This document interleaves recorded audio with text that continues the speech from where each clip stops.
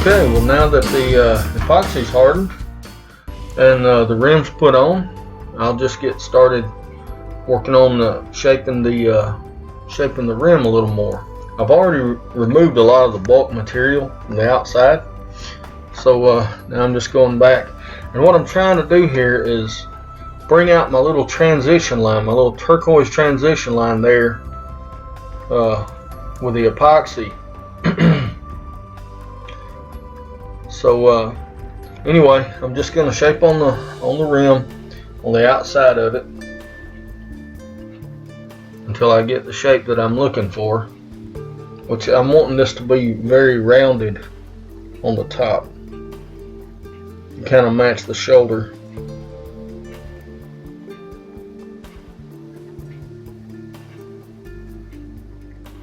A little scraping.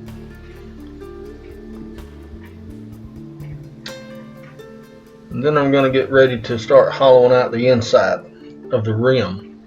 Okay, so we're just going to use our bowl gouge and just basically start hollowing this just like a bowl, just working from the inside out until I get the hole all the way through.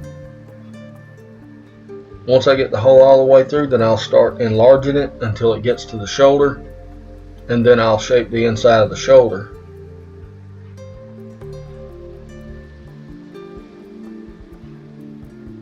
It's just like hollowing a bowl. I did drill with my drill bit through here a little bit because I had this thing mounted on a screw chuck to begin with, so that's what the hole's from.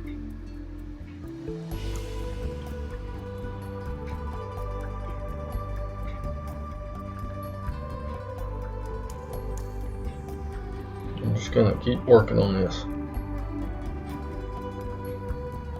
And you'll see here in a second it'll just pop right through, right there.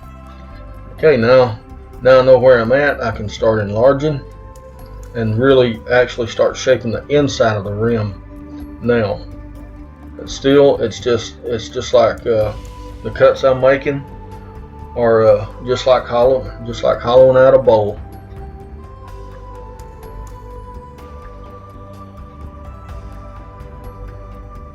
And I'm trying to mimic the outside profile a little bit. The rim will end up it'll end up a little bit thicker than the inside of the vase. The inside of the vase is about 1/4 inch thick. The rim will end up around 1/4 to 3/8 inch.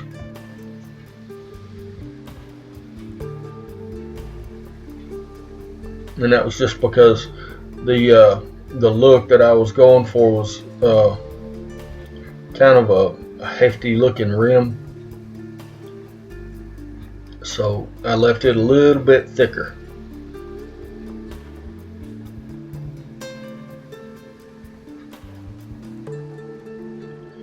And I'll use this little carbide tool to start working on the shoulder and transitioning from the shoulder to the rim. It really works good for that purpose. And I'll keep going. Alright, now I've got it. Now I've got my rim the way I want it. I'm just going to start cleaning up with some shear scrapes. Alright, and you can see that nice transition ring on the inside there. I really like that. I think it looks nice.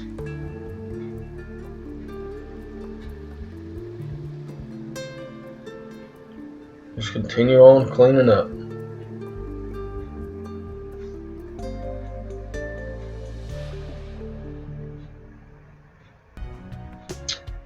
Okay, I'll remove my steady rest now. Don't need it anymore. I'm going to start getting ready for my finish. I've got to get everything sanded, and I'll do that. I'll use my first grit, which was 120 grit.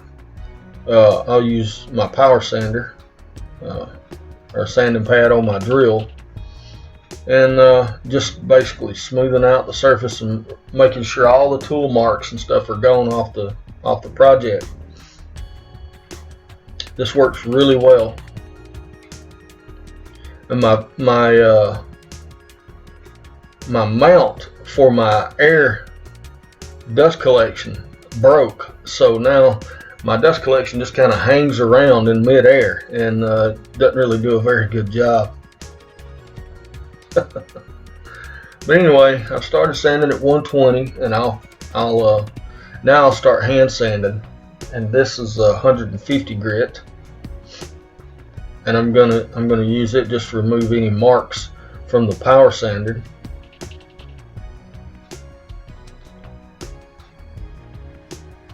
Being careful not to mess up the corners. Be very careful with your heavier grits that you don't mess up your corners.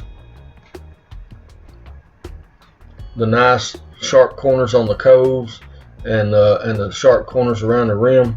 You can see my dust collection here. I'm having to hold it with one hand, and I've got to get that fixed. I just haven't had time to get to it yet.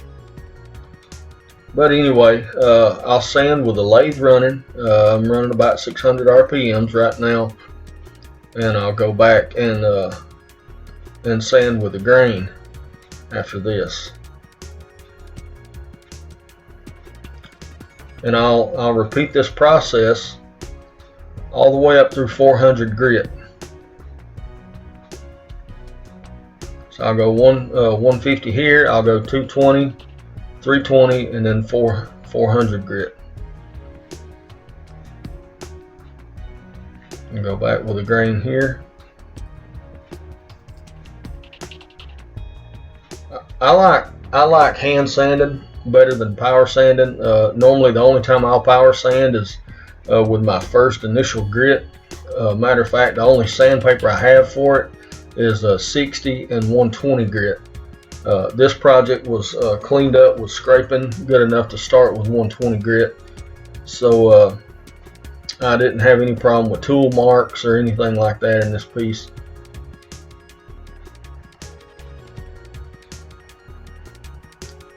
But I'll just continue on hand sanding until I get all the way up through 400.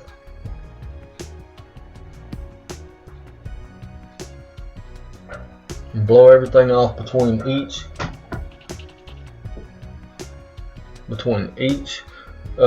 grit. Make sure everything gets blown off.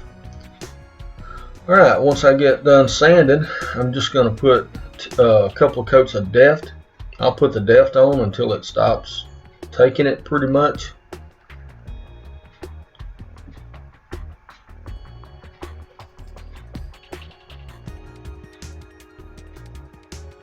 And this will seal the surface really well and help me get prepared for the finish. I'm going to use a spray lacquer finish from my spray gun to finish off this piece.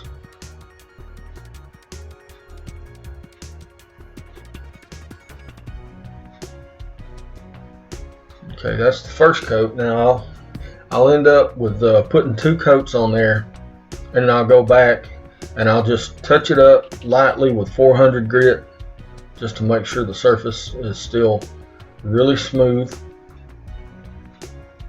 And this is just a very light sanding. You can just barely going over it.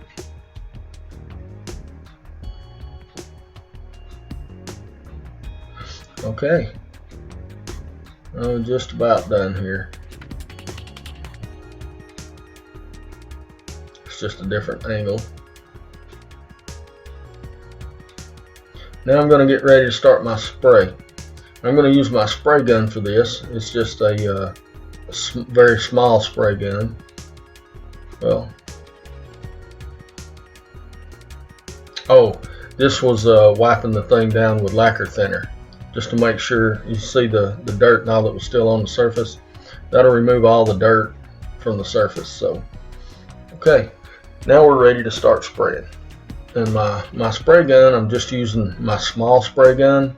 Make sure you use a respirator when you're using lacquer, because it's the fumes are really bad for you.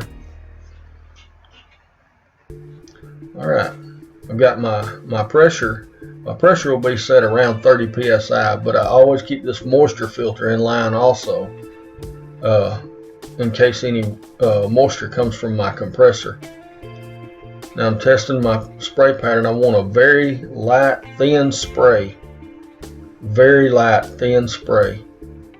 Because I've already got sand and sealer on here, so I don't need anything penetrating into the wood because it can't do that anymore. So the first coat, if you're not careful, it'll start running with you. So spray very thin coats, and then go back between each coat with the 4/0 steel wool, and just basically smoothing up the surface. Lacquer says that you don't have to do this step, but I've found you get a much better finish if you actually do. So I'll go back and I'll hit it with 4/0 steel wool.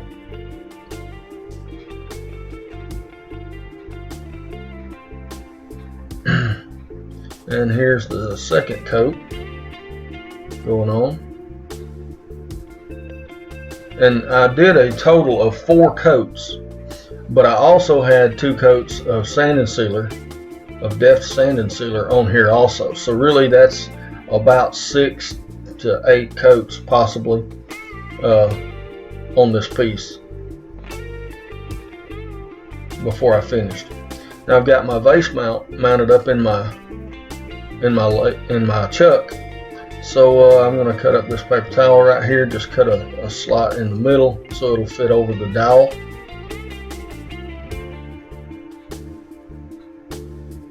And that'll give me a nice easy surface for the rim. And this is actually about a full day later after the spray. Okay, so I'll bring up my tailstock, get it in, lock down my little conical piece in the mouth, and we're ready to go. All I'm going to do is just remove this tenon, making very light cuts. I'm just going to make very, very light cuts on here. This is a friction device, so you have to be careful. If you try to get too aggressive, it'll start spinning, and if it spins, you will ruin the rim and you'll have to refinish it. So we just make light cuts.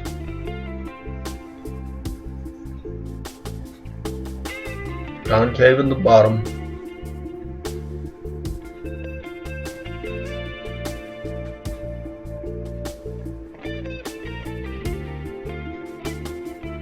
And once we get it down, we'll break off that nub.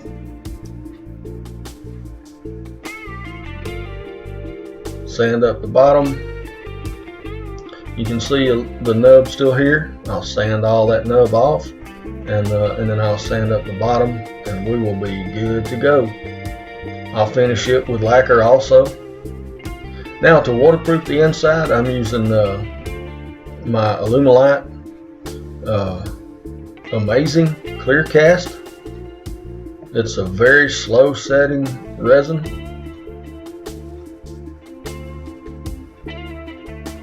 And this is what I'm going to try to waterproof the inside with.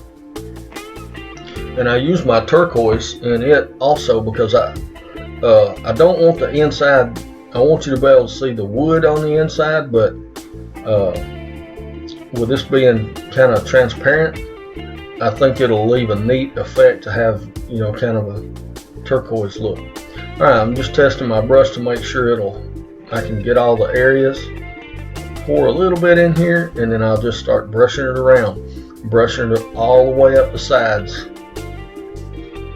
trying to make sure I work it into all the cracks and anything that may be in there where water might leak.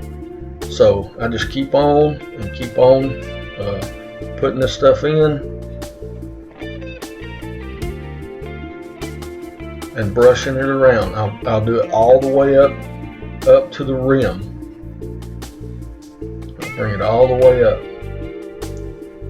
and then I'll let this coat cure, and I'll come back with a second coat.